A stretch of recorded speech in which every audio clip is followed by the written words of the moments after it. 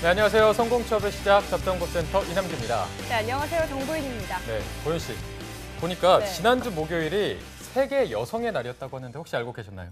저도 사실 모를 뻔했는데 이제 뉴스를 진행하다 보니까 이제 알게 돼서 그날 아침에 네. 세계 여성의 날이라는 걸 알게 됐는데 사실 미투 운동 포함해서 여성 운동이 굉장히 요즘 활발하잖아요. 그래서 올해 있었던 세계 여성의 날이 더욱더 의미 있고 좀 그렇게 다가오지 않았나 그런 생각을 했습니다. 네, 여기에다가 올해로 또 세계 여성의 날이 110주년을 맞이한다고 네. 합니다.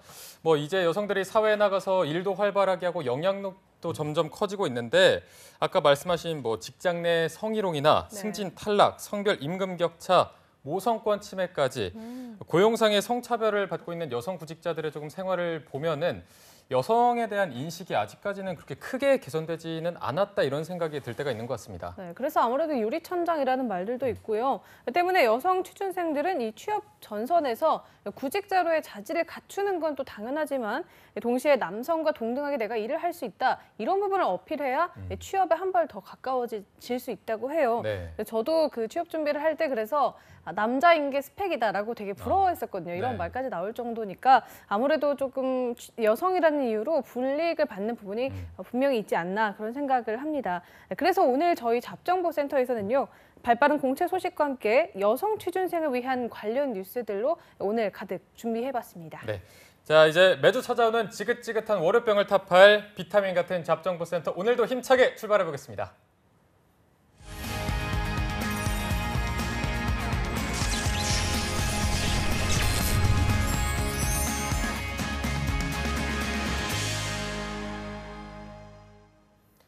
네, 춥고 어둡고 또 막막한 취준생들에게 인생의 봄날을 안겨드릴 특집입니다. 봄날은 온다 시즌 2. 네, 자 오늘은요 가장 많은 취준생들의 관심을 받고 있는 기업입니다.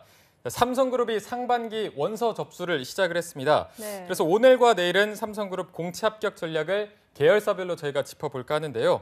자, 먼저 삼성 공채 합격 전략을 알아보는 첫날은 오늘 형님 같은 마음으로 든든하게 합격 전략을 짚어줄 잡정보센터의 젊은 피 세계 임현준 컨설턴트 모셨습니다. 안녕하세요. 안녕하세요. 안녕하세요. 네. 네, 든든한 형님 같은 젊은 피 임현준 컨설턴트입니다. 네, 지난 주말 사실 날씨가 굉장히 좋아서 봄 같은 정말 봄날 같은 날이 찾아왔는데 주말 네. 동안 뭐 하셨는지. 주말 동안 이제 밖은 따뜻했지만 네. 이제 사무실에서 또 여러분들의 자소서와 함께 자소서를 참석하면서 어제도 밤을 꼴딱 샜고 네. 물론 이제 이 제목 프로그램 제목처럼 날씨가 많이 풀려가지고 그래서 여자친구분과 이제 데이트도 각간씩 조금씩 이제 하면서 리프레시를 했던 그런 주말을 보냈습니다. 네.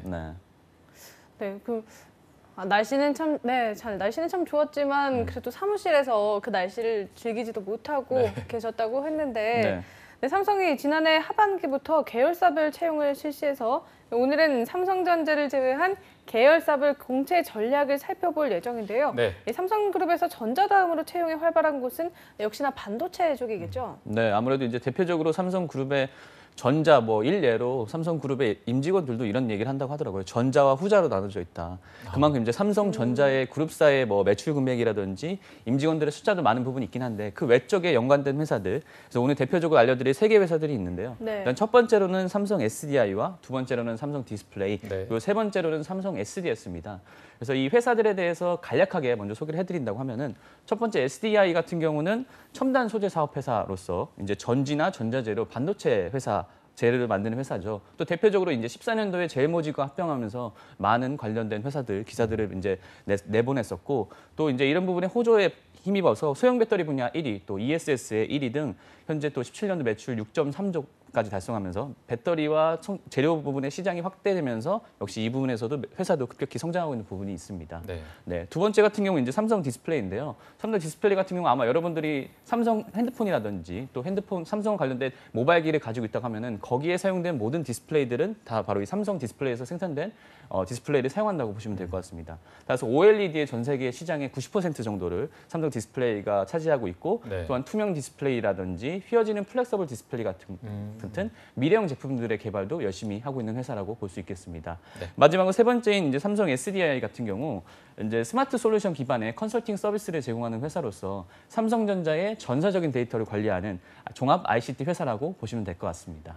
네, 그러면 이 삼성 SDI와 디스플레이와 또 SDI 경쟁률은 어느 정도로 예상하시나요? 아까? 네, 아무래도 이게 경쟁률이 사실 굉장히 중요하죠. 네. 학생들이 아마 이 부분만 굉장히 볼륨을 높여서 들을 것 같기도 한데 다행인 부분 일단은 예년보다는 계속 확대된다고 보시면 될 것 같아요. 일단 네. 대표적으로 먼저 첫 번째로 삼성 SDI 같은 경우 이제 전년도 그러니까 이 세 회사들이 사실 다 모든 직무에서 0000명씩 모든 직무는 아니고 합쳐서 0000명씩 계속 뽑았던 회사. 그래서 삼성 그룹사 내에서도 굉장히 규모가 큰 회사들 중 하나인데 SDI 같은 경우 이제 작년 대비해서 2배 이상의 채용을 올해 할 예정입니다. 네. 또 디스플레이 같은 경우 이제 굉장히 호황이고 사실 세계 계열사에서 가장 많은 인력을 뽑기도 했었는데 네. 네. 중요한 변수라고 하면은 이제 아산에 OLED 신공장을 또 새로 만들어요. 네. 그러면서 거기에 그 아산 3캠퍼스라고 명명을 지치겠는데 이런 부분에 따라서 역시 여기도 마찬가지로 예년보다 훨씬 더 많은 인원을 채용할 예정이기도 하고요. 또 SDI 같은 경우 대표적으로 인문계분들이 SDI 특히 삼성그룹사에서 가장 많이 TO를 가져가는 계열사 중에 하나인데 대표적으로 이제 SCSA라는 소프트웨어 입문형 융합형 인재를 해서 보통 이제 인문계분들을 0000명씩 계속 이제 뽑았었고 이런 부분이 영업 물류 쪽에 이제 수요가 챙겨나면서 영마의 마케팅 직무에서도 확대가 있기 때문에 그런 부분에서 문과생분들 같은 경우는 적극적으로 SDS를 지원해 보시기를 좀 권장드리고 싶습니다. 네, 뭐 일단 SDI 같은 경우도 작년 대비 2배 이상 뽑을 예정이라고 하셨고 디스플레이도 호황이기 때문에 또 많이 채용할 것이다. SDS는 문과생도 놓칠 수 없다. 이 정도면 뭐 취준생들이 놓쳐서는 안 되는 기회인 것 같은데 네. 자, 삼성 계열사인 삼성 SDI, 삼성 디스플레이, SDS의 공채 합격 전략을 저희가 차례로 한번 짚어볼 텐데요. 자, 먼저 보윤 씨가 삼성 SDI 3급 신입사원 채용 공고부터 한번 살펴보시죠. 네, 삼성 SDI에서는 연구개발직, 기술직, 영업 마케팅, 또 경영 지원직 재무 담당을 신입사원으로 채용할 예정인데요. 네. 연구개발직 모집 전공은 기계와 전기전자, 화학, 화공, 재료, 금속, 섬유 고분자, 수학, 물리이고 오픽 IL, 토익 스피킹 5급 이상이어야 지원 가능합니다. 또 기술직의 모집 전공은 기계, 전기전자, 화학, 화공재료, 금속, 섬유 고분자, 산업공학으로 오픽 IL, 토익 스피킹 5급 이상이어야 합니다. 또 영업 마케팅직은 전공 무관하고요. 오픽 IM, 토익 스피킹은 6급 이상 지원 가능하고요. 경영 지원직은 상경 전공자로 오픽 IM, 토익 스피킹 6급 이상의 성적이 있어야 지원 가능하다고 합니다. 이 내용은 아마 2018년 채용 공고가 아니라 2017년 하반기에 있었던 채용 공고를 지금 말씀드린 겁니다. 네, 지금 뭐 말씀하신 대로 삼성 계열사 직무별 아직 공고가 확정이 되지 않았기 때문에 조금 이게 어떻게 바뀔지 한번 예상을 해보실까요? 일단 대표적으로 현대 같은 경우 H맵을 폐지하면서 그때 한번 이슈가 있었었고 삼성 같은 경우는 일찍 발표를 했었어요. 네. G사트에서 상식화 부분을 뺀다. 회사적으로는 사실 외형적인 외부 환경들이 중요한데 이 세 개, 제가 말씀드린 이 세 개 회사 같은 경우는 호황적인 부분들도 많고 인사팀이 벌써 채용 설명에 대해 다 돌고 있거든요. 학교마다. 네. 공고는 아직 안 냈지만 오늘 이제 뜰 예정이고. 따라서 직무적인 부분에서는 크게 변동사항은 없을 거고 오히려 늘면 늘릴 수 있지 않나라는 생각을 해봤습니다. 네. 그럼 영업 마케팅 직무의 경우에는 전공 무관이다 보니까 인문계나 이공계 지원자의 경쟁이 치열할 것 같은데 그러면 인문계 지원자가 이공계 지원자에 비해서 유리한 점을 갖기 위해서는 어떤 전략을 좀 짜야 할까요? 네, 일단 이 대표적으로 그 경쟁률적인 직무별 경쟁률 제가 한번 확인해 봤었어요. 그래서 삼성 SDI 같은 경우는 이제 기술직 그리고 연구직 그리고 영마 경영 지원 순으로 이제 경쟁률이 높다고 보시면 될 것 같고 네. 특히 그런 부분에 있어서 아무래도 그 전기 배터리라든지 ESS의 산업권이 특이한 부분이 있기 때문에 산업권적 적합도를 높여셔서 접근하는 방식이 되게 중요하다고 볼 수 있겠습니다. 이제 간략하게 다시 한번 말씀드리면은 SDI 같은 경우는 2차 전지 그리고 PDP, 브라운관 등을 생산하는 축전지 제조 업체이기 때문에 네. 이런 부분에서 아무래도 인문계 분들이 관련 경험을 갖기는 어렵죠. 이공계 분들 같은 경우는 전공적으로 관련된 수업을 들을 수도 있고 프로젝트를 참여할 수도 있는데 말이죠. 그래서 이런 부분에서 산업권적 적합도 또는 관심도 또는 여기 산업군에 관련된 새로운 기술적인 부분에 대해서 여러분들이 꾸준히 공부를 하셔야 되고 네. 두 번째라고 하면 이제 직무 적합도를 볼 수가 있겠죠. 대표적으로 이제 영업 마케팅 직군과 경영 지원 직군이 있는데 영업 마케팅 직군 같은 경우 시장 트렌드를 분석해가지고 새로운 상품을 기획하고 마케팅 전략을 수립하면서 이와 같이 병행해서 판매를 하는 직무라고 볼 수 있겠고 경영 지원 같은 경우는 아마 대표적으로 다른 회사들과 유사한 형태들을 가지고 있습니다. 뭐 인사라든지 기획, 구매, 홍보 다양한 직무들이 있는데 이번에는 작년 하반기에는 기준으로는 재무팀만 이제 뽑은 부분이 있겠죠. 그래서 이런 부분에서 문과생분들이 좀 실질적으로 도움이 되기 위해서 제가 문과생분들의 합격 스펙을 한번 봤었어요. 네. 전반적인 평균적인 합격 스펙. 그래서 그런 것들을 보니까 좀 특이할 만하다고 하는 점은 일단 영어 점수 부분이 높은 친구들이 많더라고요. 네. 예, 아무래도 이제 합격자들 같은 경우에 글로벌 역량을 많이 본다고 볼 수 있겠는데 이제 삼성 SDI 같은 경우 작년 기사 같은 걸 보니까 세계 전기차 시장이 호황이 되면서 LG 화학과 SDI가 국내 회사에서는 그 회사 중에 대표적인 회사인데 80% 정도를 성장을 했어요, 작년 대비. 네. 그래서 글로벌 출하량 기준에서 9위에서 5위까지 이제 껑충 뛰어 네. 올랐다고 볼 수 있게 됐거든요. 그래서 이런 ESS적인 확대 그리고 세계 에너지 시장 부분의 확대에 따른 글로벌적인 역량 부분을 이제 이쪽 인문계 쪽 지원자분들이 가지고서 역량적으로 어필하시는 것을 권장드리고 싶습니다. 네. 말씀하신 대로 인문계 분들은 이제 관련된 경험을 갖기가 어려울 텐데 이것을 전제로 하고 질문 하나 드리면 이제 취준생들이 영업 마케팅에 지원할 경우에 에너지나 첨단 소재와 관련한 경험 대 직무 능력의 경험 중 이렇게 두 개 중에 비교한다면 어떤 거를 어필하는 게 조금 더 도움이 될까요? 사실 두 가지 다 어필하면 굉장히 좋겠죠. 네. 다만 네. 이제 문과생분들은 앞서 말씀드렸지만 이 에너지 첨단 소재 관련 경험이 없을 확률이 네, 굉장히 높죠. 그쵸. 굳이 이걸 만들기 위한 방법 중에 하나라고 하면은 박람회, 에너지 박람회라든지 그런 산업 박람회를 가보시는 것도 일단은 권장을 드리고 싶고 네. 그럼 내가 이게 없고 직무 능력만 가지고 있다고 하면은 이제 하지 말아야 될 것을 먼저 말씀드리자고 하면은 네. 이제 기획 경험이라든지 커뮤니케이션 능력을 보여줄 수 있는 경험을 제시하는 지원자들이 굉장히 많습니다. 이건 네. 실제 채용 설명에서도 제발 이쪽 부분은 좀 자제해 달라. 아. 그러니까 나는 무슨 소통 역량이 있다. 네. 나는 마케팅 공모 전 혹은 대외 활동에서 기획을 많이 했습니다. 따라서 나는 영업 마케팅을 잘합니다.라고 쓰면은 굉장히 소재적으로도 인사팀이라든지 면접관이 보기 안 좋은 부분이 있다는 거죠. 네. 그래서 차별화를 하는 부분이 중요한데 그런 경험에서 삼성 SDI의 이쪽 산업군의 이쪽 직무와의 연결고리를 많이 만드셔가지고 그런 부분을 포인트 잡아서 지원하시는 게 굉장히 중요하다고 볼 수 있겠습니다. 네. 네, 경영 지원 직무의 경우에는 재무 쪽을 아까 말씀해 주셨다시피 뽑고 있는데 상경계열 지원자만 지원이 가능한 건 아니죠? 이거 우대상인 건가요? 그렇죠. 상경계만 제한하는 부분은 아닙니다. 이제 우대사항에 따라서 상경계가 아니더라도 지원이 가능한 부분들이 있고요. 또 이제 이런 부분에서 서비스 시장과 동향을 파악하고 또 경영 전략 수립 등 업무의 주된 목표가 사실 상경계와는 그게 크게 연관되지 않는 부분이 있기 때문에 네. 모든 부분에 전공자들 지원 가능한 부분이 있죠. 다만 이제 경영 지원 같은 경우 아무래도 상공계열 전공자들이 보다 익숙한 환경 근무에서 일할 수 있는 부분은 있다고 볼 수 있겠습니다. 네, 알겠습니다. 자, 이번에는 삼성 디스플레이에서는 어떤 직군을 모집하고 있는지 삼성 디스플레이 상반기 3급 신입사원 공개 채용에 대해서 알아보겠습니다.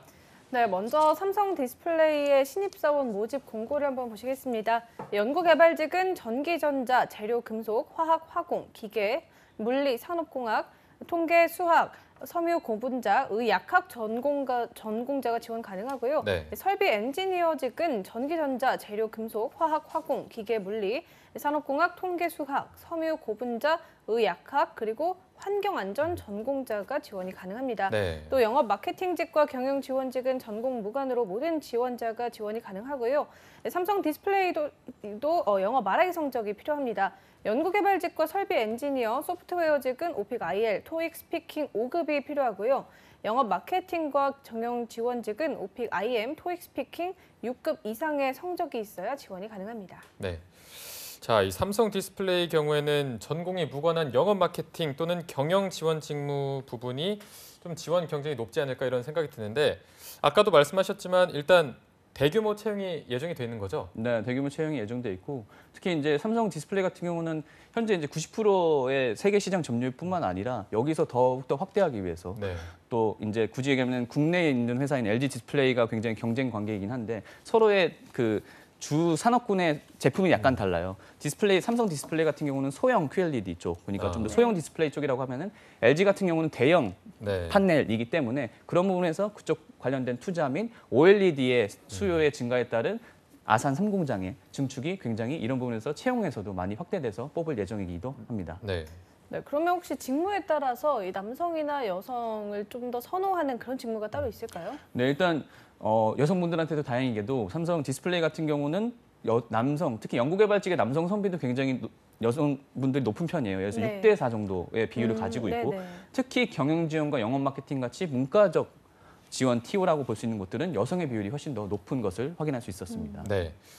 자, 사실 뭐 이공 계열의 경우에는 직무랑 이런 게 전공이 직결이 되다 보니까 이런 거와 관련해서 뭐 어느 정도 연관이 됐는지 소신 지원을 할 수가 있겠지만 뭐 영업 마케팅이나 경영 지원을 지원하는 경우 이게 전공이 무관한 경우가 많을 것 같은데 그렇다면 이게 디스플레이에 대해서 어느 정도 이해를 하고 지원을 해야 되는지 그 수준이랄까 경계랄까 어느 정도로 이해를 될까요? 네, 이게 사실 이게 아무래도 산업군의 특수한 부분이 있기 때문에 지원자분들이 많이 알고 공부하셔서 그런 부분을 자소서라든지 면접에 담아서 지원하시면 굉장히 좋죠. 네네. 근데 기준이라고 하면은 사실 그 삼성 디스플레이 같은 경우는 대표적으로 뉴스룸이라고 굉장히 SN 그 홈페이지, 블로그 같은 것들을 운영하고 있어요. 네네. 거기 정도 나오는 수준의 지식과 이해도를 가지고 계신다고 보면 될 것 같아요.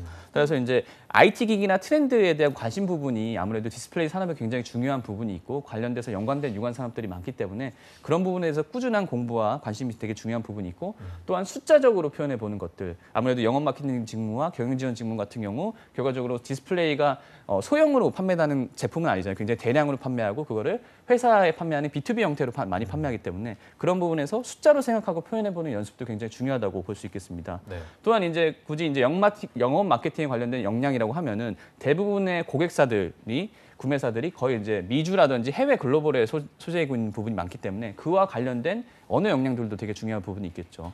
또한 내부적으로는 제품 관련된 지식 부분을 선제를 바탕으로 해서 연구개발 직무라든지 제조 부서와 커뮤니케이션 부분도 중요하기 때문에 그렇게 외부와 내부의 소통 능력 역시 중요하다고 볼 수 있겠습니다. 네. 네, 아무래도 이 뭐 영업 마케팅이나 경영 지원에 지원하시는 문과분들은 말씀하신 것처럼 여기서 운영하는 블로그나 또 기업이나 산업 전반에 대한 좀 끊임없는 관심 이런 것이 꼭 필요할 것 같습니다. 네. 이번에는 IT 분야에서 1위를 차지하고 있는 삼성 SDS의 합격 전략을 알아볼 차례인데요. 먼저 채용 절차와 모집 분야를 말씀해 주시죠. 네, 이제 계속 정보원 아나운서 계속 고생하셔서 이번엔 제가 네, 한번 토스했습니다. 읽어드리도록 잘 하겠습니다. 네, 일단 작년 하반기 기준 아직 확정 공고 부분이 나오진 않았기 때문에 네. 지원서 접수를 3월 중순에 할 예정이고요. 네. 직무 적합성 평가는 3월 말, 그리고 직무 적성 검사는 4월 중순, 그리고 면접은 4월 말에서 5월 초로 예정돼 있습니다. 건강검진은 이게 끝나는 5월 이후로 볼 수 있겠죠. 네. 최종 합격 순으로 진행될 예정이며 또한 채용 분야는 소프트웨어 분야, 영업 마케팅의 물류 분야, UX 디자인 분야, SCSA 분야에서 채용할 예정입니다. 특히 이제 소프트웨어 분야에서 대학생 인턴을 채용할 예정이기 때문에 그 아무래도 학력 조건이 안 되시는 분들 같은 경우 이 소프트웨어 분야의 인턴 부분을 적극적으로 노려보시기를 권장드리고 싶습니다. 네. 그런데 말씀하신 그 분야 중에서 SCSA라는 분야가 있는데 저는 개인적으로 생소한데 이게 저도 처음 네, 들어요. 어떤 분야의 직무인가요? 네, 이게 사실 예전에 제가 취업 준비만 했었을 때도 삼성이 이걸 처음으로 도입해서 아. 굉장히 선풍적인 어떻게 보면 인사 채용 시스템에서 기사들이라든지 이런 것들을 많이 관심 불러일으켰는데 네. 이번에 대해서 다시 한번 좀 간략하게 설명을 드리면은 통섭형 소프트웨어 인재 육성을 위한 삼성 컨버전스 소프트웨어 아카데미라고 말씀드릴 수 있겠습니다. 뭐라고요? 통섭형 소프트웨어 인재 육성을 위한 삼성 컨버전스 소프트웨어 아카데미. 그러니까 어렵네요. 아카데미란 말은 즉슨 회사에서 페이를 주고서 교육을 시킨다는 아. 부분이 볼 수 있겠죠. 네네네. 특히 이제 SCSA 같은 경우는 인문계이거나 자연계, 이제 수학이나 물리 등을 전공한 사람들만 지원 가능합니다. 아. 이공계 분들은 지원하실 수 없어요. 문과분들 소리 질러.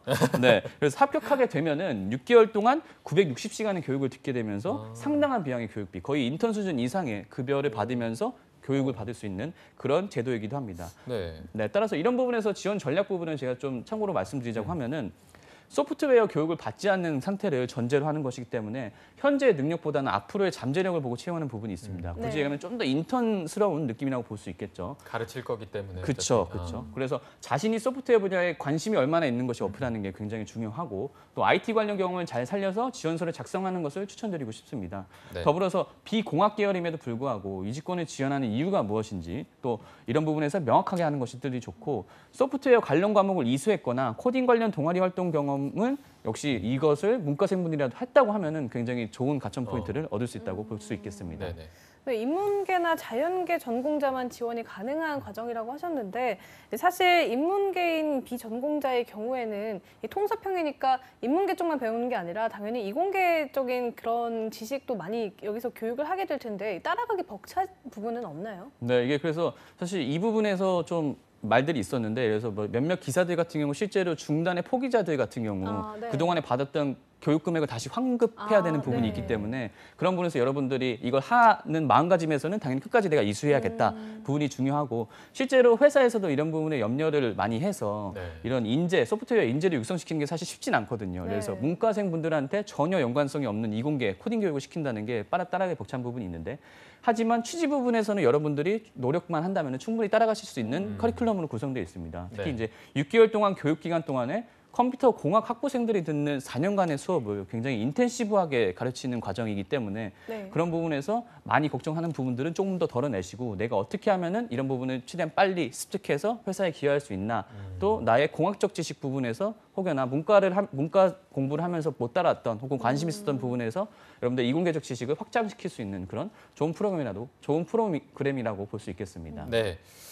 자, 저희가 삼성 SDI 디스플레이 그리고 SDS 계열사별 합격 지원 전략까지 알아봤는데 자, 이번에는 취준생들이 가장 어려워하고 또 짜증나고 네. 정말 할 너무 때마다 쓰기 싫죠. 짜증나는 자소서 전략도 보현 씨가 한번 짚어드리도록 하겠습니다. 네, 입사를 하려면 회사가 원하는 포인트를 잘 어필하는 게 무엇보다 중요할 텐데요. 이 계열사별 채용이긴 하지만 자소서 항목은 그룹 공통인 특징이 있습니다.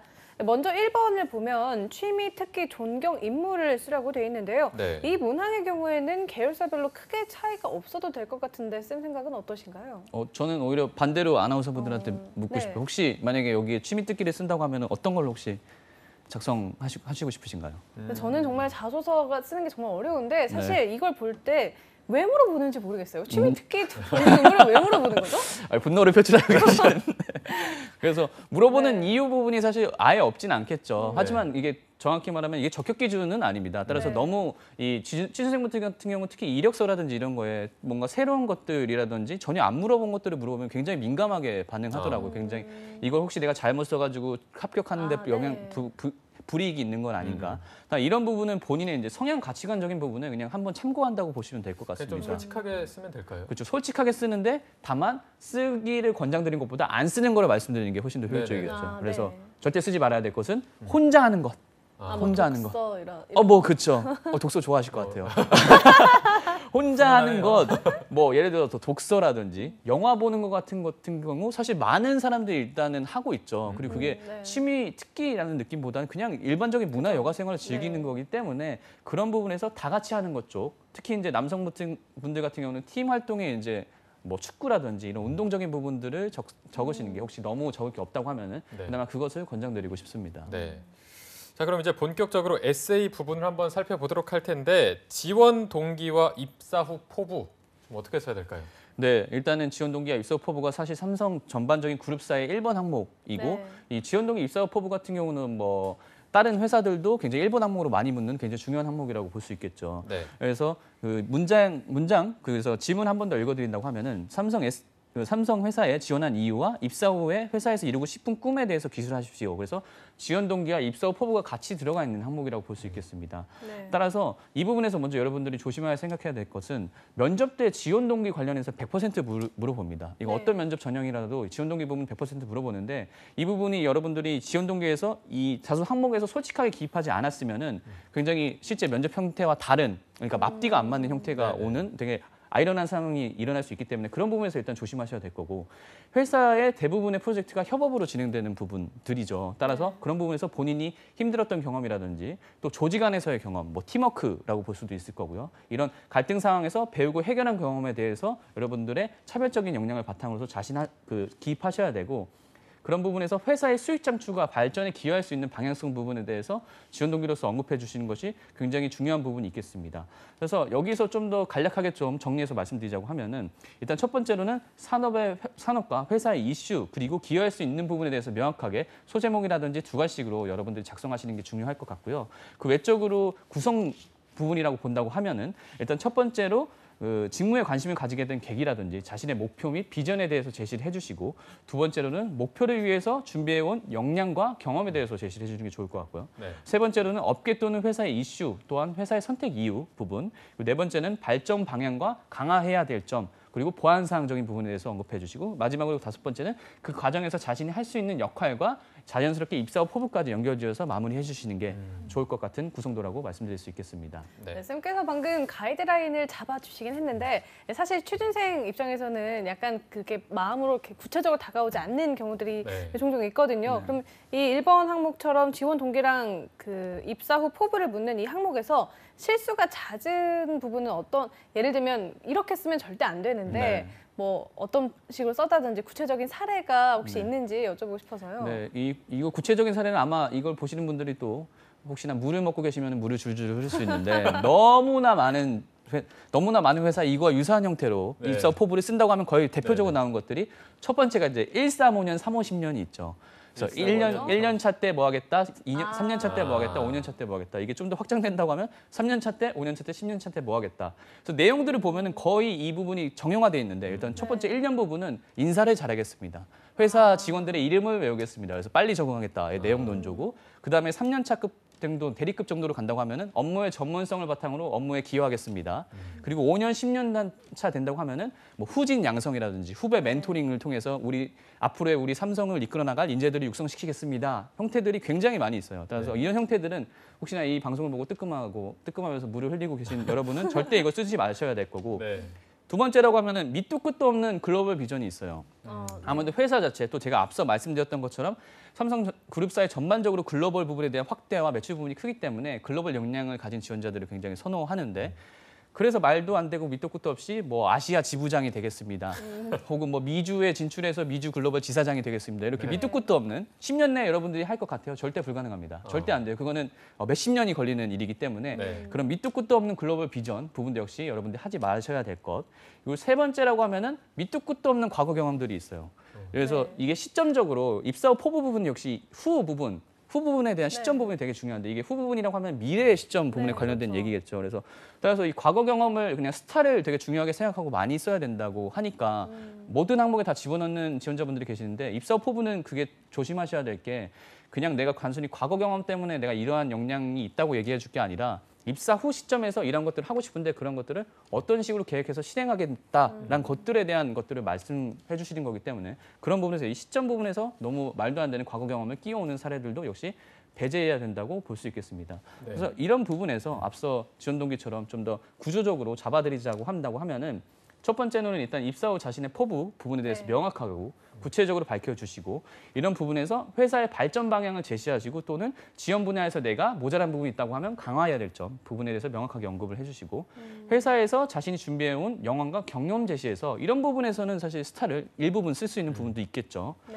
또 마지막으로는 지원 분야에서 하고 싶은 역할과 기여할 수 있는 점 부분에서 깔끔하게 마무리해 주시는 것이 이 입사 후 포부를 쓰기 위한 어떻게 보면 굉장히 알찬 구성이라고 볼 수 있겠습니다. 네, 뭐 말씀하신 것처럼 구체적이고 명확하게 써야 이게 정말로 내가 생각한 거고 내가 이 회사에 그렇죠. 대해서 얼마나 진정성 있게 생각하고 있다 이 부분이 느껴지는 거기 때문에 정말 밑도 끝도 없이 막 던지는 거는 지양을 하셔야겠습니다. 그렇죠. 자, 이제 다음으로 성장 과정 한번 짚어볼 텐데, 이 항목에서는 사건이나 인물을 포함해서 써야 하는데, 특히나 만약에 인물을 선택한다면 이런 인물을 택해도 되나, 이거에 대해서 또 공격을 당하지 않을까 이런 걱정을 많이 하실 것 같은데 어떻게 좀 써야 될까요? 혹시 뭐 삼성이 싫어할 만한 인물 알고 계신 분 있으신가요? 혹시 적으면 안 될 것 같은 분? LG에 말을 해도 재직하는 되나? 아빠인데요. 말을 해도 그렇죠. 되나? 이게 또 방송이니까. 물론 이제 아마 그러신 분들은 없을 거라고 보고, 이것도 역시 마찬가지로 질문 부분의 해석 부분이 되게 중요한데, 제가 질문 부분을 다시 한번 읽어드리고자 하면은 네네. 본인의 성장 과정을 간략히 기술하되 현재 자신에게 가장 큰 영향을 끼친 사건, 인물 등을 포함하여 기술하시기 바랍니다. 가로치고 작품 속 가상인물도 가능이라고 볼 수 있겠죠. 네. 네. 그래서 결과적으로 이 부분은 성장 과정을 적는 건데, 자신에게 가장 큰 영향을 끼친 것을 스타로 해서 작성한데 거기에 대한 소재로 사건이나 인물, 가상인물들도 가능하다라고 해석을 할 수 있겠습니다.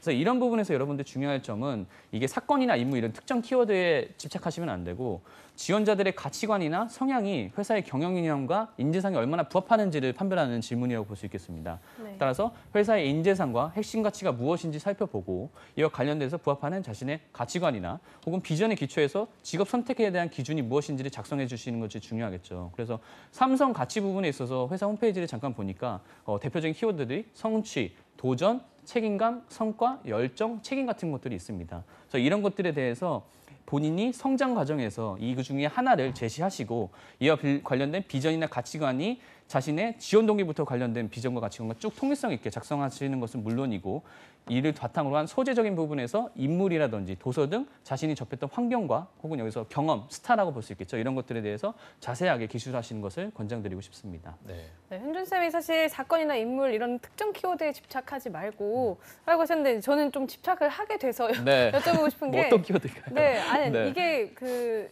사실 이 사건이나 인물 자체가 중요한 게 아님에도 불구하고 사건이나 인물을 사용해서 쓰라고 하는 네. 건 구체적으로 작성하라는 의미에서의 이 얘기인가요? 이제 두루뭉실하게 보통 작성하는 경우들이 종종 있다 보니까 네. 이렇게 특정 키워드나 뭐 인물이나 뭐 작품 속 그 인물을 활용해서 쓰라고 얘기를 하는 건가요? 그렇죠. 이제 정변 아나운서님이 굉장히 좋은 말씀 해주셨는데 결과적으로 모든 자소서 행태는 구체성이 굉장히 중요한 부분들이 있어요. 네. 그게 비단 뭐 이 항목뿐만 아니라 지원 동기 그리고 3번 항목도 마찬가지인 거고 인물 사건이란 부분은 아무래도 여러분들이 쓰실 때 너무 소위 이제 러프하게 쓰시는 분들이 네. 많죠. 두리뭉술하고 추상적인 개념으로 접근하시는 분들이 많고 과거 경험이라고 하더라도 그게 면접관이라든지 이걸 읽어보는 인사 담당자 입장에서는 확실하게 공감 안 되는 부분이 있어서 평가하기가 어려운 부분들이 있어요. 네. 하지만 특정 사건이라든지 인물을 대입하게 되면 어쨌든 그 인물에 대해서 아무래도 대표적으로 유명한 사람들을 쓸 확률이 높으니까 네, 그렇죠. 그럼 그것들에 대해서 공감이라든지 이해도를 더 높여서 평가를 하는데 좀 더 객관적으로 혹은 몰입해서 평가할 수 있는 부분이 있다고 할 수 있겠죠. 네. 네, 마지막 에세이 한번 살펴보면요. 한번 읽어드리면 이 최근 사회 이슈 중 중요하다고 생각되는 한 가지를 선택하고 이에 관한 자신의 견해를 기술해 주시기 바랍니다. 라는 항목인데 계열사의 사업 분야에 관심이 있는지를 이번 항목에서 그 어필을 할 수가 있을 것 같은데요. 이거는 또 어떤 식으로 작성을 하면 좋을까요? 네, 그래서 아무래도 외부적 환경 변화들이 뭐 앞서 말씀드린 제 세계 계열사뿐만 아니라 삼성 그룹사 혹은 전반적인 국내 회사들에서 영향력이 있는 부분이 있기 때문에 네. 대표적으로 아시면은 좀 도움될 만한 키워드들 알려드리면은 일단 네. 첫 번째로는 정치적 이슈 같은 경우는 보호무역주의적인 부분들이 있습니다. 저 보호무역주의. 보호무역주의. 네. 그리고 그 외에는 기술적인 부분에서 클라우딩 보안이라든지 블록체인, AI가 있을 거고 또 근로시간 단축이 아무래도 얼마 전에 가장 중요한 이슈 네. 중에 네. 됐었고 미투 운동도 역시 지금 굉장히 핫한 키워드라고 볼 수 있죠. 그래서 이런 부분에 대해서 여러분들이 한번 곰곰이 생각하시고 또 회사와 연관성 있는 부분을 잘 녹여서 작성하시는 것들이 중요하고 반대적으로 꼭 작성하지 말아야 될 것들이라고 하면은 아까 말씀드린 부분에서 종교적인 부분이라든지 네. 블라인드 채용 관련된 이슈들 또 정치적인 부분도 회사와 산업공간 관심 없는 정치적인 이슈들은 당연히 기입하시면 안 됩니다. 따라서 이런 부분은 주의하셔야 될 거고 제가 굳이 이 항목에 대해서 좀 더 팁을 말씀드리자고 하면은 결과적으로 지원자가 생각하는 최근 사회 이슈와 이를 바라보는 시각적인 부분의 견해를 지원자들의 관심 분야 또는 가치관뿐만 아니라 지원 분야의 추진과 관련된 통찰력을 좀 보는 항목이라고 볼 수 있겠습니다. 네. 따라서 가능하면은 지원과 연관성 있는 산업군의 키워드를 뽑아 오셔도 되고 그게 아니셔도 상관없으니까 그런 부분 너무 염려하지 마시고 다만 이런 부분에 있어서 사회 이슈들을 선정했었을 때 이 선택 이유적인 부분이 명확해야 될 거고 이와 관련돼서 논리적이고 객관적인 시각 부분 또 가급적이면은 지원 기업의 사업 방향적인 부분의 연관성을 같이 제시해 주셔야겠죠. 또 이런 부분에서 부정적인 영향이 예상되는 경우 회사에서 어떻게 대처해야 될지 혹은 어떻게 준비해야 될지 부분을 오히려 여러분들의 참신한 아이디어라든지 역량적인 부분으로 잘 기술하신다고 하면 오히려 굉장히 좋은 자소 항목의 소재라고 볼 수 있겠습니다. 네. 뭐 말씀하신 보호무역주의나 클라우딩 뭐 이런 거 블록체인, 미투 운동 이런 거 뉴스를 꾸준하게 보시면 아마 자연스럽게 아실 수 있는 부분이니까 네. 아침에 일어나셔서 23번 네. 틀어서 연합뉴스 한번 보시면 네. 저희 둘이 또 아침에 진행을 하니까 이 일찍 일어나셔야 부분을 돼요. 네, 보는 것도 좋을 것 같습니다. 자, 이번에는요. 삼성의 직무적성 검사 G사트. 삼성 G사트는 어떤 시험인가요?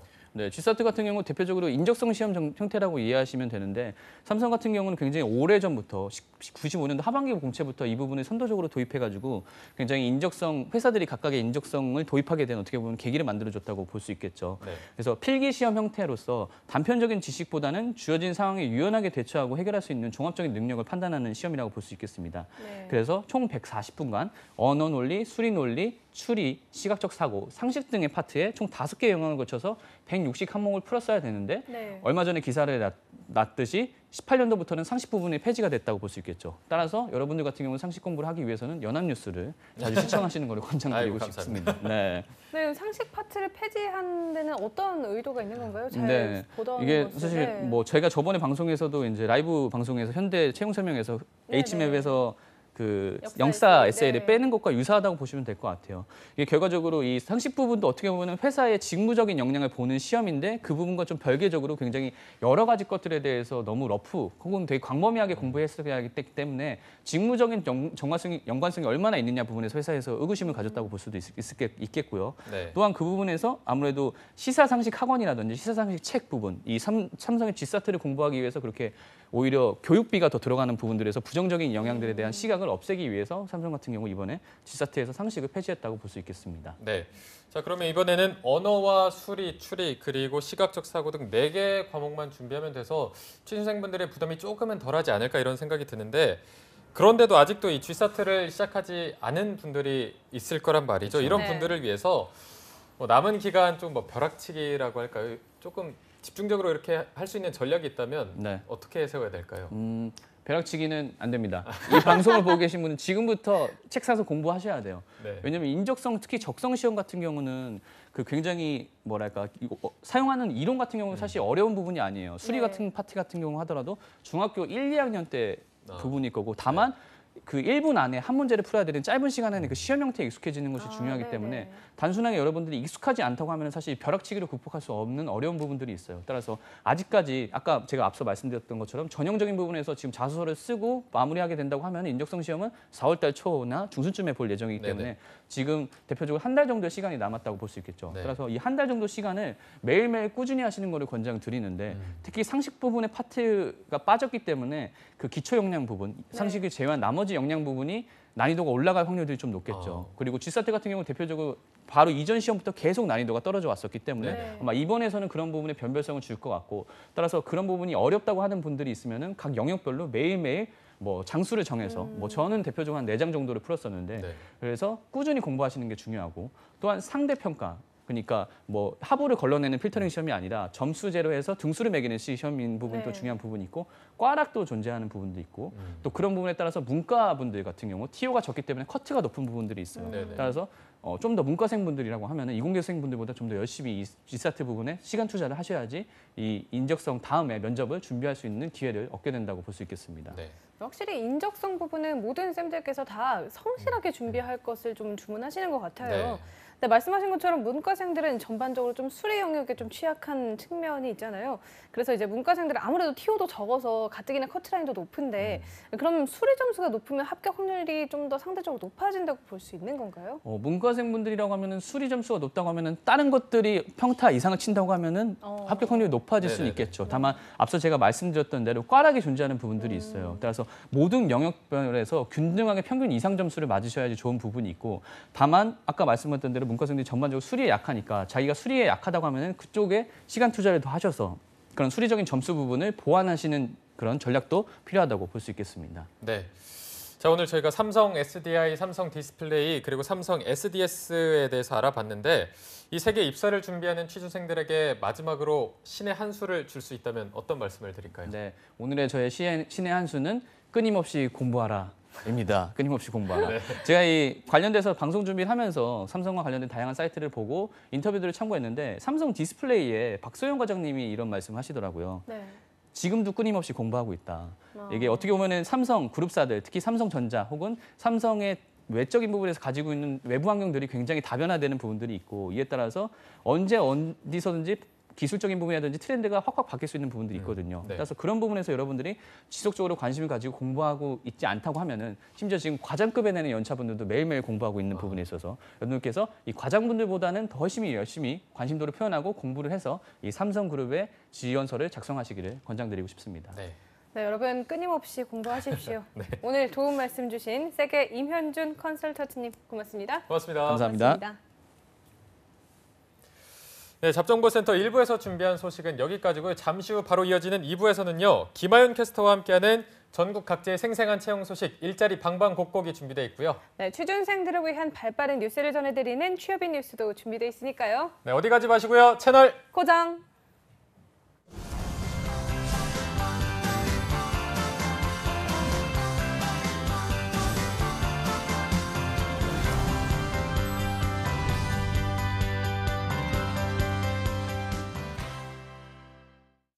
슬플 거라 생각 말아요. 그런 사연 없어요. 불편할 거라 생각 말아요. 그런 사연 없어요. 힘들 거라 생각 말아요. 그런 사연 없어요. 사랑하고 존중하는 우리는 다양한 가족의 모습을 존중할 때 행복이 더해집니다. 오늘도 행복해요.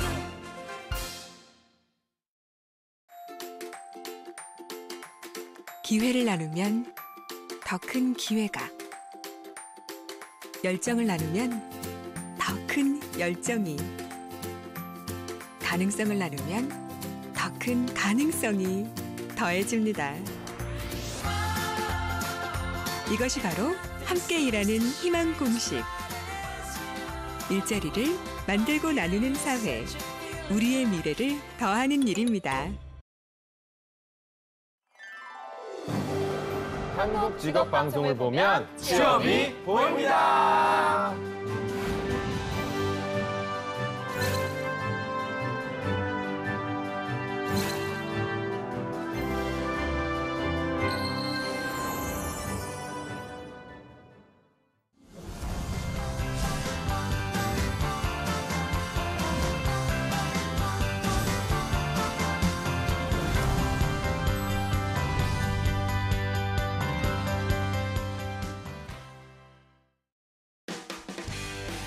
네, 성공취업의 시작 잡정보센터 2부의 문을 활짝 열어봤습니다. 자, 2부에서는요, 전국 각지의 생생한 채용 소식을 알아보는 일자리 방방곡곡이 준비되어 있고요. 네, 취준생들이 꼭 알아두면 좋을 뉴스들만 모아서 전해드리는 취업인 뉴스도 준비되어 있습니다. 먼저 일자리 방방곡곡부터 만나보시죠.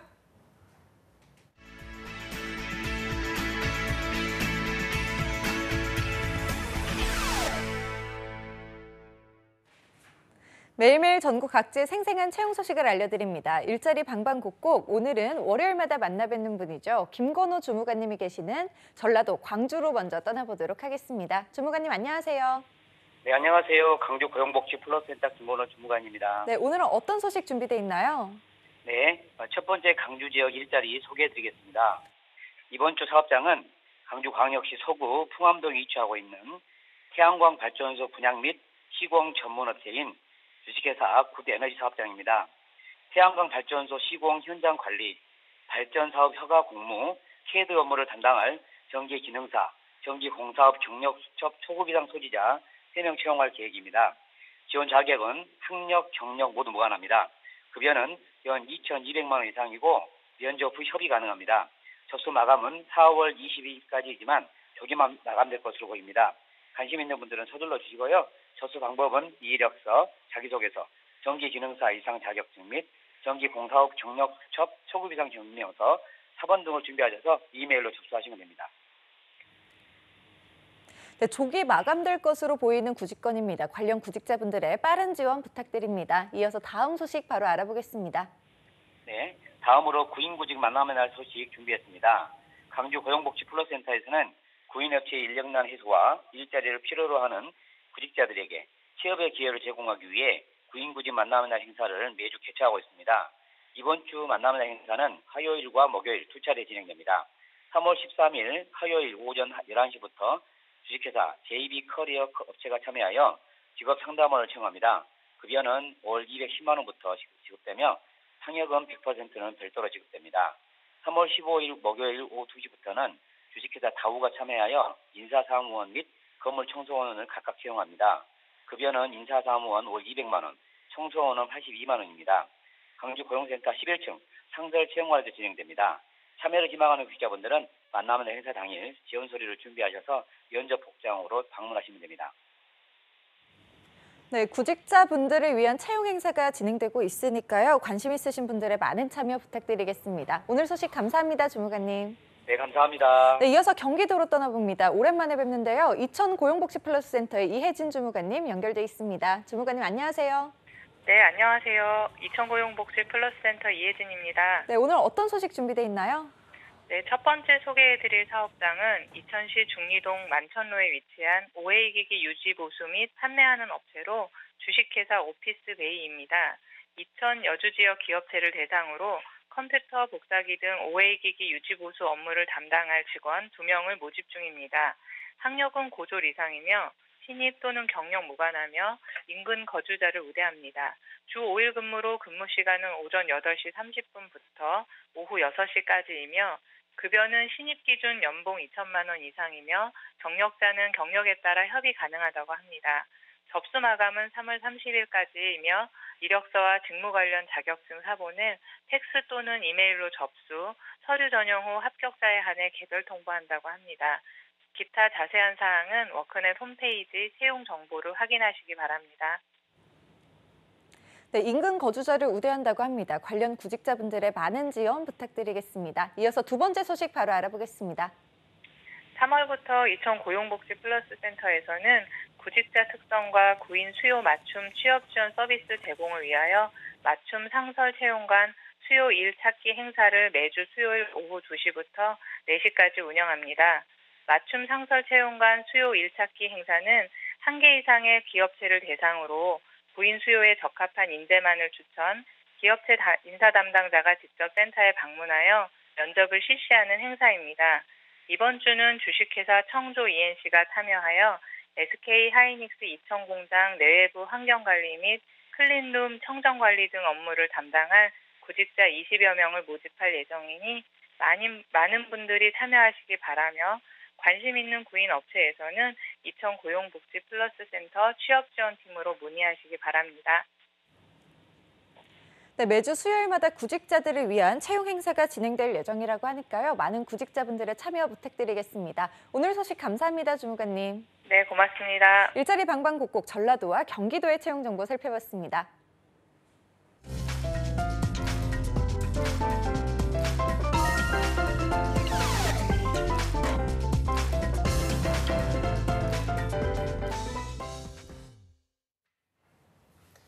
네, 이어서 구직자들이 꼭 알아야 하는 소식들을 발빠르게 알아보는 코너입니다. 취업인 뉴스 시간입니다. 네, 오늘도 추구해 주실 2부의 도우미 김하영 캐스터 나와 있습니다. 어서 오세요. 안녕하십니까. 네.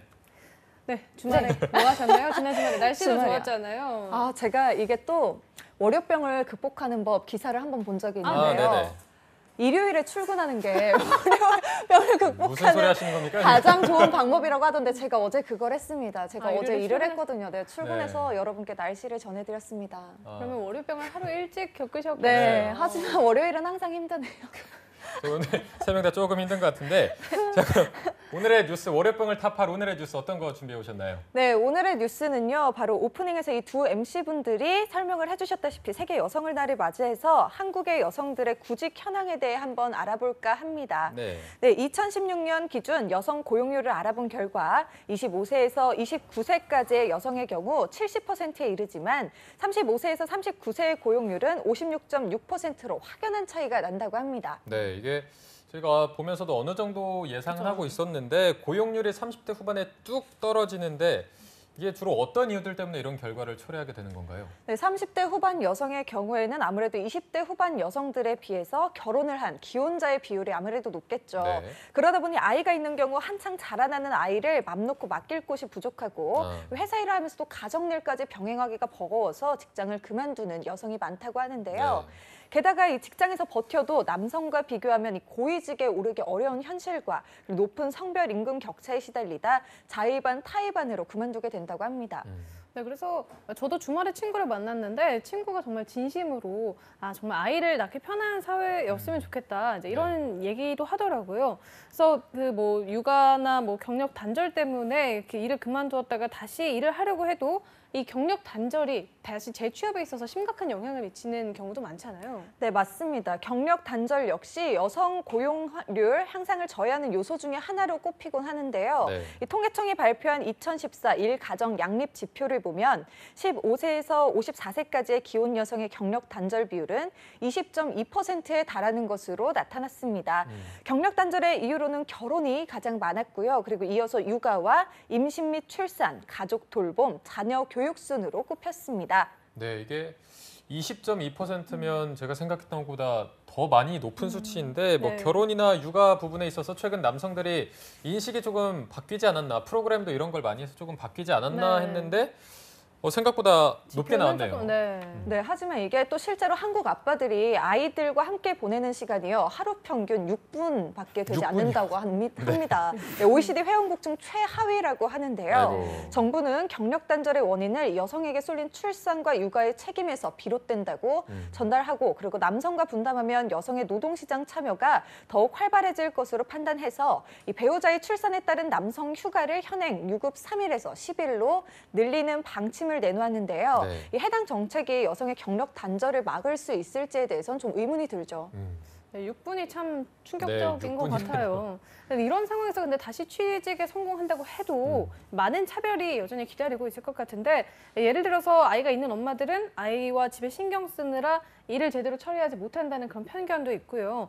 직장 내에서 고용상의 성차별을 많이 겪지 않을까 싶은데 이 네. 부분은 어떤가요? 네, 그렇습니다. 심지어 여성 소득에서도 나타나는데요. 경력 단절이 여성 소득에서도 막대한 영향을 미치는 것으로 조사가 됐습니다.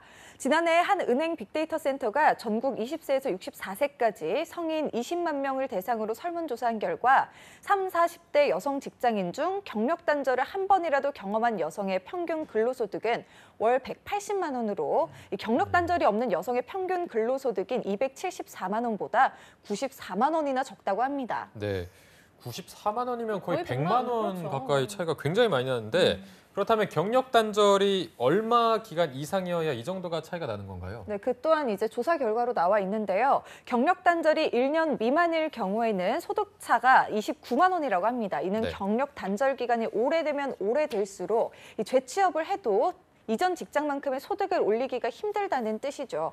그리고 실제 경력 단절 기간이 5에서 7년에 이르는 여성의 월급은 평균 143만 원으로 이 1년 미만 경력 단절 여성의 월급의 60%에도 미치지 못하는 상황입니다. 이러한 박봉에도 나서는 이유를 묻자 제일 많이 답한 이유가요. 바로 경제적인 이유였고요. 그 다음으로는 노후 대비, 자녀 교육 등의 현실적인 이유가 꼽혔고 자아실현이나 비상금 마련을 이유로 꼽는 사람은 각각 15%와 6%에 불과했습니다. 네, 여성 기혼자들의 애환을 어느 정도 느낄 수 있는 그런 설문조사였던 것 같습니다. 네. 일반 여성들의 경우는 어떤가요? 네, 노동시장에서 일반 여성들이 피부로 느끼는 가장 큰 차별 또한 임금 차별입니다. 네. 한 글로벌 회계 컨설팅 업체가 OECD 회원국 성별 임금 격차를 조사한 결과 한국이 37%로 성별 임금 격차가 가장 큰 나라라고 하는데요. 회원국 평균인 16%에 비하면 2배 가까이 이제 넘는 수치죠. 네, 이게 우리나라가 격차가 제일 크지 않을 거라고 생각하려고 그러지 않기를 바랬는데 그러니까요. 또 의외의 결과가 나왔습니다. 자, 이에 대해서 해결 방안을 조금 도출해 내려면 이 격차를 줄였을 때 어떤 장점이 있는지 파악을 하고 이걸 어필하는 게 중요할 것 같은데 어떤 좋은 점이 있을까요? 네, 사실 이 성별 임금 격차가 장기적으로 경제 성장 발전에 걸림돌로 작용한다고 합니다. 네. 성별 임금 격차를 완전히 줄일 경우 OECD 국가 여성들의 수입이 2조 달러 늘어난다고 하는데요. 네. 우리나라도 임금 격차를 없애면 여성 임금이 현재보다 57.9% 금액으로 치면 1억 4,300만 달러가 증가한다고 합니다. 또한 고용률이 높은 나라가 출산율도 같이 높다고 하는데요. 네. 정부에서 저출산 현상을 분석해본 결과 안정된 일자리 없이는 여성들이 아이를 낳지 않는다는 결과가 나와서 여성들의 경력 단절과 관계없이 실력으로 판단된 소득의 안정된 일자리와 성별 임금차가 줄어든다면 저출산 현상과 경기 침체 또한 해결할 수 있다는 장점이 있습니다. 네. 네, 지금 우리나라가 가장 골머리를 앓고 있는 문제가 바로 이 저출산 문제와 경기 침체라고 할 수도 있을 것 같은데 여성 취업의 해결로 일석이조의 효과가 있었으면 좋겠습니다.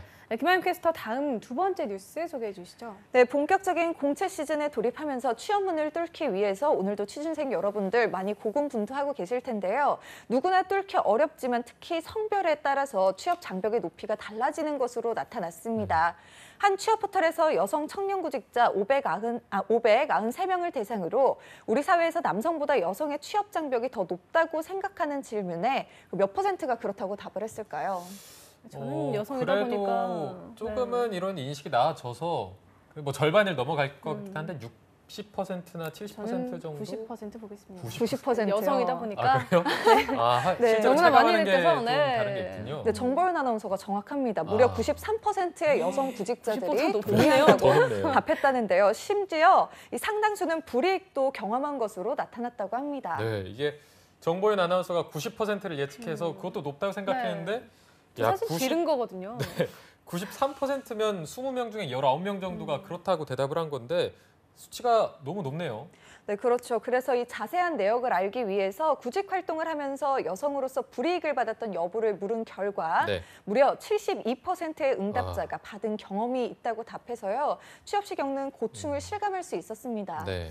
이것도 정말 수치가 참 높은데 특히 살펴볼 사례들, 구체적인 사례들이 좀 있을까요? 네, 불이익의 사례들로는요. 그냥 우리 사회에서 여성보다 남성을 더 선호하는 것 같다라는 답변이 유독 많았습니다. 네. 그리고 본인의 조건이 더 좋음에도 남성 지원자와 함께 경쟁했을 때 번번이 고배를 마셨다고 하는데요. 첫 번째로는 면접에서의 경우입니다. 네. 면접이면은 어쨌든 구직자를 면전에 보고 이렇게 평가를 하는 것인데 네. 여기에서도 어떤 성별의 차이가 불이익이 있는 건가요? 네, 상상이 안 가시죠. 네. 하지만 이게 또 면접에서 대놓고 남성을 선호한다고 얘기했다. 아. 그리고 아예 노골적으로 여자인데 할 수 있어요? 이렇게 묻기도 했다고 하고요. 너무하네요. 심지어 한 여성 구직자는 서류 합격 후에 면접에서 여자인 게 점수를 깎아먹었다라고 물었다고 합니다. 아니 그럼 애초에 면접에 부르지 말지.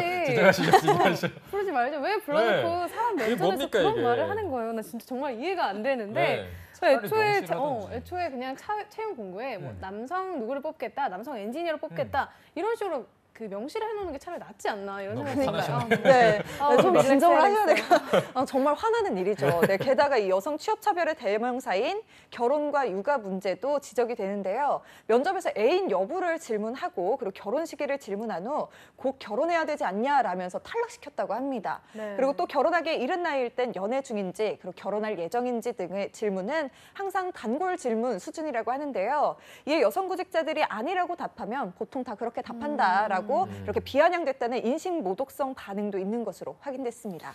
네, 이게 직접 이렇게 들으니까 더 씁쓸한 내용이 많은 것 같은데 평소에도 뭐 알고는 있었지만 이 정도까지 심각해서 좀 문제가 심각한 것 같은데 오늘 뉴스를 하면서 조금 많은 생각이 드는 것 같습니다. 네, 제가 되게 흥분했었는데 사실 우리 김하윤 캐스터도 여성이잖아요. 뉴스를 준비하면서 또 많은 생각이 들었을 것 같아요. 네, 그렇죠. 사실 굉장히 답답하고 뭐 이렇게 화나기도 했고요. 근데 앞으로 조금 더 나아질 거라는 기대감도 있습니다. 네, 맞아요. 혹시 나아져야죠. 실제로 이런 부분에서 불이익을 당했거나 그런 경험은 없으신가요, 딱히? 저는 아직까지는 아직까지는? 다행히 없는 것 아. 같은데 언제든지 또 당할 수 있는 거니까요. 아까 보윤 씨는 그렇게 화나셨는데 혹시 네, 전 동아리 면접에서 여자라고 동아리 면접이요? 문득 한 5년 전 기억이 떠올랐네요.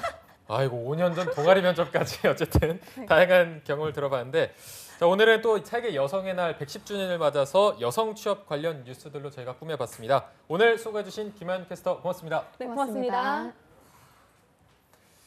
자, 내일도 삼성 상반기 공채 합격을 위한 필승 전략을 짚어드리는 봄날은 온다 시즌2가 이어집니다. 내일 방송도 기대 많이 해주시고요. 네, 내일 오전 10시에 저희 웃는 모습으로 다시 찾아뵙겠습니다. 시청해주신 여러분 고맙습니다. 고맙습니다.